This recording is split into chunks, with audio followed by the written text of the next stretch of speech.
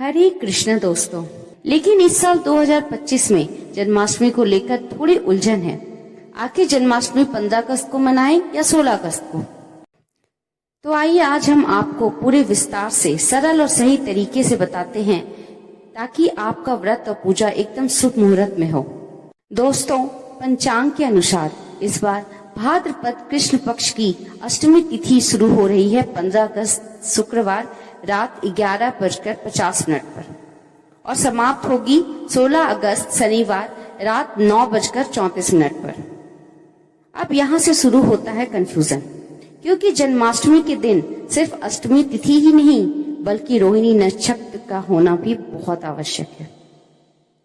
इन दोनों का संयोग तो होना ही चाहिए। श्री कृष्ण के जन्म के समय अष्टमी तिथि, रोहिणी नक्षत्र और मध्य रात्रि का समय, तीनों का अद्भुत संगम हुआ था।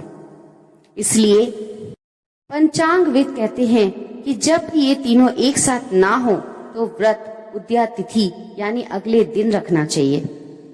रोहिणी नक्षत्र 17 अगस्त को सुबह 4:38 से शुरू हो रही है और 18 अगस्त को 3:17 पर खत्म हो जाएगी।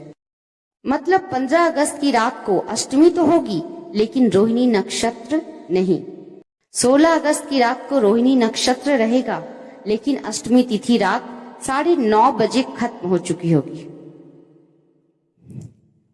यही कारण है कि परंपरा के अनुसार अधिकतर स्थानों पर जन्माष्टमी 16 अगस्त को मनाई जाएगी, खासकर मथुरा, वृंदावन और गोकुल में।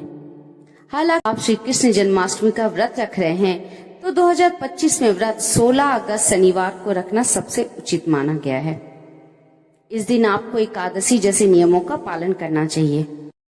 आपको पूरे दिन उपवास रखना चाहिए। निश्चिता काल, इस साल निश्चिता काल का मुहूर्त रहेगा रात 12:04 से 12:47 तक। इसी समय आप लड्डू गोपाल का जन्मोत्सव कर सकते हैं। पहले उन्हें गंगा जल से स्नान कराएं, नए वस्त्र पहनाएं, झूला झूलाएं और फिर घंटी, शंख और हरे कृष्ण के कीर्तन के साथ श्री कृष्ण का स्वागत करें। जन्माष्टमी के अगले दिन यानी 16 अगस्त को ही देश के कई हिस्सों में दही हांडी का उत्सव भी मनाया जाएगा।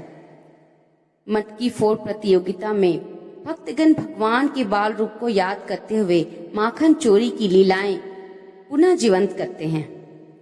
तो आइए जानते हैं पारण का समय अब क्या होगा। कुछ भक्त मध्य रात्रि जन्मोत्सव के बाद व्रत खोलते हैं तो कुछ अगले दिन